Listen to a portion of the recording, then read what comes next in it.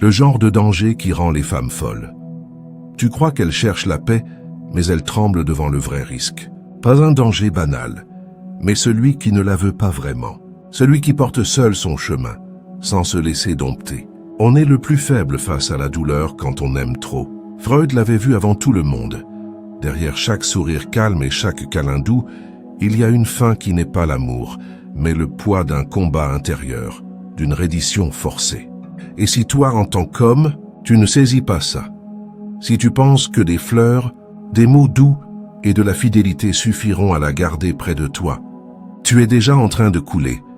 Freud a mis à nu ce que tant d'hommes refusent encore d'admettre. Le désir d'une femme ne va pas vers le calme sûr, mais vers le risque qui n'a pas besoin d'elle. Ce n'est pas une attaque, pas de la rancune, c'est juste comme ça gravé dans le corps et le sang. Sigmund Freud, celui qui a ouvert les portes de l'esprit caché, a passé sa vie sur une seule grande question. Qu'est-ce qu'une femme veut vraiment? Après des années à écouter des femmes de tous les jours, épouses, amantes, mères, séductrices, il a livré la réponse la plus dure qui soit. Même elle ne la connaît pas tout à fait, mais son corps, oui. Son instinct, oui. Freud pensait que le désir, surtout chez les femmes, n'est ni logique, ni bien pensant, ni correct aux yeux du monde. Il est brut, changeant et terriblement vrai. Il comparait la vie sexuelle d'une femme à un pays sombre, inconnu, imprévisible, étouffé par des siècles de règles trop propres. Et dans ce silence forcé, il a trouvé quelque chose de froid. Ce que les femmes disent vouloir et ce qui les fait vibrer ne riment souvent pas ensemble. Elle dit qu'elle rêve d'un homme gentil, mais c'est le texto du gars qui s'efface qui la retient. Elle dit qu'elle veut un homme qui écoute, mais elle se perd dans les pensées pour celui qui l'ignore un peu. Elle dit qu'elle cherche du solide, mais son cœur bat fort pour celui qui danse au bord du vide. Pourquoi? Parce que Freud a vu que le désir d'une femme suit le vide, la chasse à ce qu'elle ne peut jamais tenir tout à fait.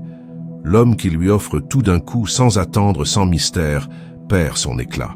Il devient clair comme de l'eau, fade, facile à laisser de côté.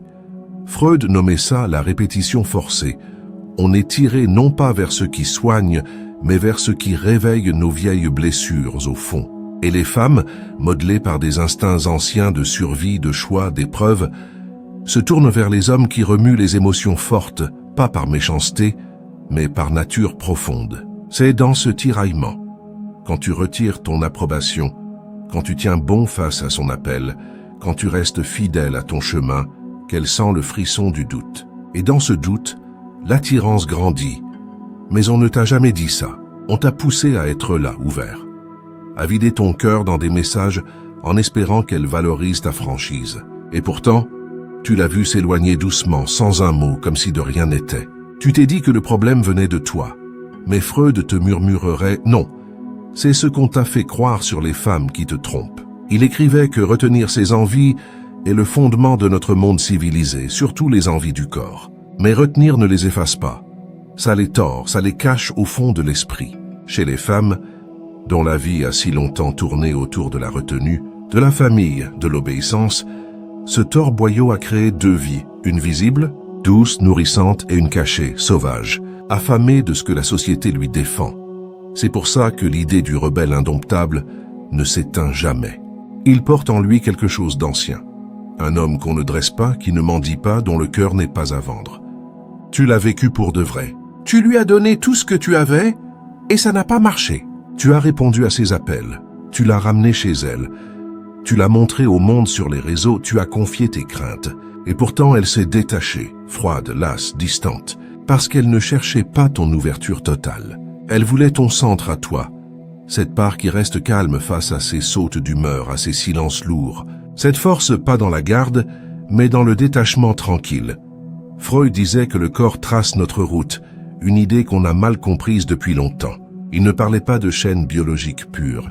Il voulait dire que nos envies les plus enfouies, nos pulsions de vie, nos choix instinctifs, guident nos cœurs avant qu'on y pense. Et pour les femmes, ce feu intérieur n'est pas doux, pas propre, pas de conte de fées.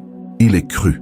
L'homme qui le saisit non pas avec sa tête, mais avec son être, sa façon d'être là, son silence chargé, cet homme marque à jamais. Mais on t'a appris à avoir peur de ta force d'homme, à l'arrondir, à l'effacer pour une paix du cœur. Et du coup, tu vis perdu. Tu te demandes pourquoi elle s'en va, Pourquoi elle te pousse dans tes retranchements? Pourquoi elle discute pour rien, te cherche, s'éloigne juste quand ça va bien? C'est qu'elle ne veut pas le calme parfait. Elle veut que tu refuses de te laisser casser. Elle veut ton fond, cette part qui peut s'en aller sans un regard en arrière. Et quand tu lâches ça, quand tu te courbes sous ces vagues intérieures, tu deviens ce qu'elle fuit le plus. Un homme qu'on tient en laisse. Freud ne voulait pas ruiner l'amour, il voulait le percer à jour. Il voyait l'amour toujours mêlé de heurts, le désir impossible sans ce tiraillement. C'est le malheur de l'homme d'aujourd'hui. Il veut plaire et commander, être fort et doux, mener et se laisser mener. Mais ces choses s'opposent. Le désir vit de l'inclinaison, de la friction, et quand tu donnes tout sans attendre, tu lui ôtes la joie de la quête. Elle veut se donner, mais seulement à un homme qu'elle ne peut pas tourner comme elle veut. Elle veut fondre, mais à un qui voit plus loin que ses sentiments. Elle veut être prise, mais par celui qui se suffit sans elle. Et Freud, avec toute sa clarté tranchante malgré les critiques, n'accusait pas les femmes. Il pointait les mensonges qu'on vend aux hommes, ces idées qui les gardent mous, égarés, toujours un peu cassés. Tu as pensé que montrer tes failles la lierait à toi, que ta fidélité, ton calme, ta tendresse profonde ouvrirait son cœur pour de bon. Mais Freud te dirait que ce qui remue l'âme cachée d'une femme, ce n'est pas ta fragilité ouverte, c'est ta maîtrise de toi. Pas le contrôle sur elle, mais sur tes propres fins. C'est ta pose, ton cadre solide, ta façon d'être là en roi qui réveille en elle le plus beau de sa réponse. Pas tes mots doux, pas tes prières. Sache ce que Freud a fouillé toute sa vie. Les femmes ne s'endorment pas sur ta gentillesse, elles fondent sur ta solidité. L'homme qui sent les envies mais les tient, qui est tenté mais reste droit, qui s'est aimé sans en faire un dieu. Dans l'ombre de son esprit, cet homme est un risque. Et le risque pour Freud, ce n'est pas la brutalité, c'est la force sans attache. On t'a poussé à tout renverser, à guider par ton manque, à montrer ton cœur nu et à l'appeler courage. Mais ce n'est pas du courage, c'est de la nudité trop tôt. Quand ton âme se montre avant d'être testée, quand tu attends d'être pris avant d'avoir tracé ton propre chemin, tu n'es plus un homme entier. Tu es un aide qui guette sa reine. Et une femme ne peut pas aimer un aide. Elle peut s'appuyer sur lui, le garder prêt mais pas le désirer au feu du corps. Le désir, disait Freud, naît du lien entre le vide et le frein, une danse de fin et de borne. C'est pour ça que les femmes perdent le goût quand elles sentent qu'elles te tiennent tout entier. Pas par dureté, mais parce que le désir s'étouffe dans le sûr. Tu peux croire que l'amour grandit sur la vérité totale, en lui donnant chaque idée, chaque crainte, chaque bout de ton cœur ouvert. Mais Freud a vu le piège. L'esprit caché se fiche de la franchise pure. Il vibre aux formes anciennes, aux signes forts, aux jeux de force, au choc du cœur. Elle ne veut pas tout de toi sous les yeux. Elle veut toucher ce qu'elle n'atteint pas. Toi, homme d'aujourd'hui, avec tes séances pour guérir et tes élans sincères, tu es devenu trop près, trop clair, trop simple à suivre. Et comme ça, tu t'es fait doux au cœur et effacé au lit, parce que le doux ne rallume pas le feu. Le doux ne pousse pas l'envie. Le doux ne réveille pas ce besoin ancien de se pencher. Et ce besoin de se pencher est vieux comme les contes, comme les amours d'hier, comme les rêves secrets. Pas un homme qui suit, mais un qui se tient maître de lui. C'est pourquoi Freud tenait tant au centre de soi, à ses gardes intérieures. Parce que l'homme livré à ses poussées brutes, à ses fins nues, n'est pas libre. Il est prisonnier de son propre appel, et aucune femme ne l'honorera pour ça. Elle peut s'amuser avec lui, le prendre en main, mais elle ne se courbera pas devant. L'homme devant qui elle se courbe, en chair ou en âme, c'est celui qui se dresse plus haut que ses propres envies. Voilà le nœud. Tu ne touches pas son cœur en la courant après. Tu le touches en te faisant l'homme qui ne court rien, sauf son propre appel intérieur. Mais on t'a tendu une fausse piste. Une piste qui dit que les femmes veulent ton cœur ouvert, plus que ta force calme. Qu'elles veulent un qui entend plus qu'un qui montre la voie. Qu'elles veulent l'égal parfait, alors qu'au fond, elles cherchent l'équilibre des opposés. C'est pour ça que tant d'hommes se sentent effacés, vidés, perdus. Ils agissent d'une façon qui tue l'envie, puis se demandent pourquoi le lien se glace. Et le pire, ils se font des reproches. Ils se disent qu'ils valent pas assez. Mais Freud te soufflerait. Tu n'es pas en phase avec ton fond, et elle non plus. Elle est tendue, boudeuse, remuante parce que son corps entier appelle un homme qu'elle ne peut pas tordre. Un homme qui vit par un fil intérieur, pas par ses humeurs, qui parle droit, pas en excuses. Et quand elle croise un tel homme, même s'il n'est pas son idéal, même s'il n'est pas son rêve, son corps se souvient d'un oubli de l'esprit. Voici un homme en qui je peux me fier sans le tenir. Voici un homme que je peux suivre sans crainte. Voici un homme qui me porte sans me vouloir pour vivre. Tu ne deviens pas ça en scrollant des leçons.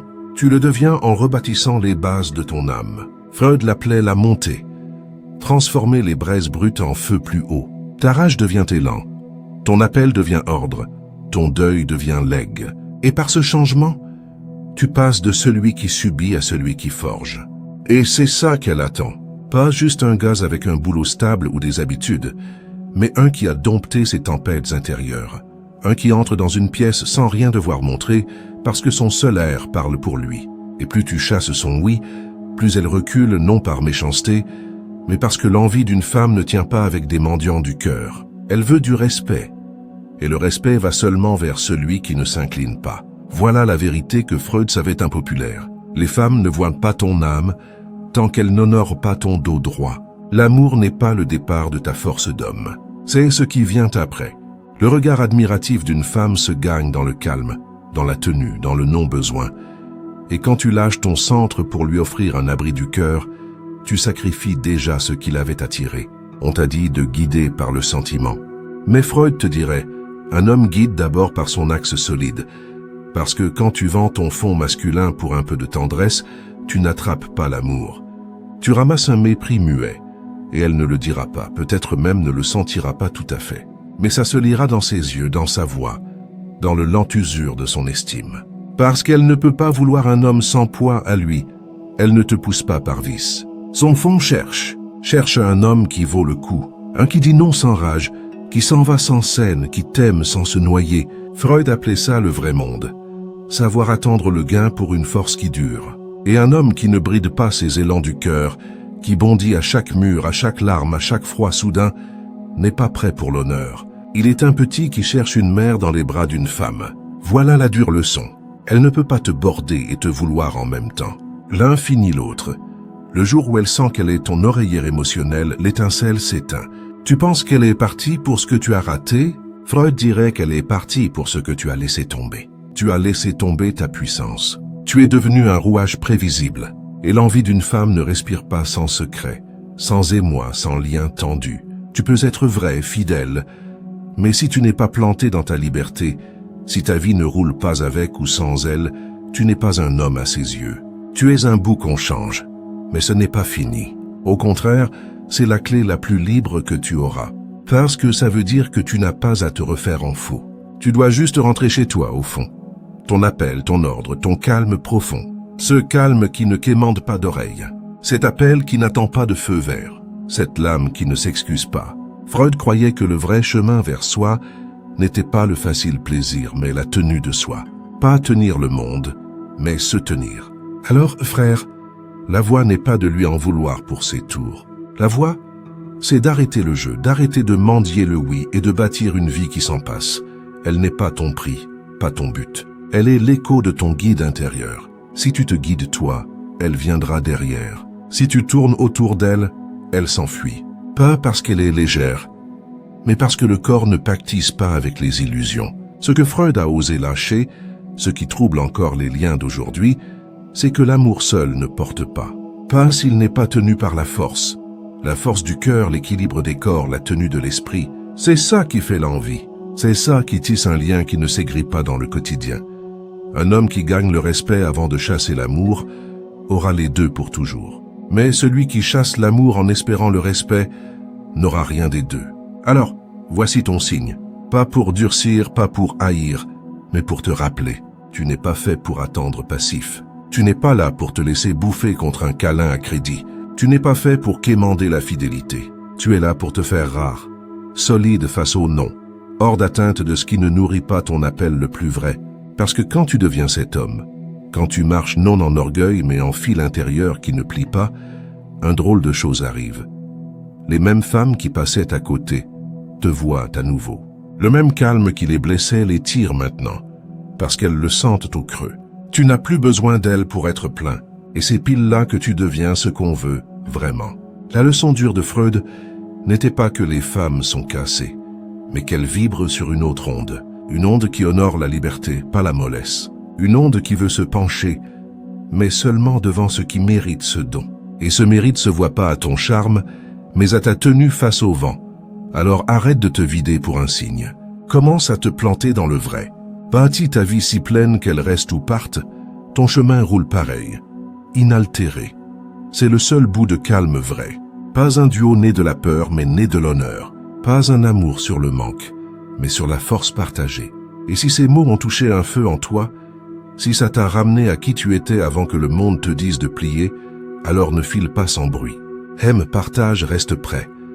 Et si tu veux porter ce souffle, ce combat contre le tiède, jette un œil au lien plus bas.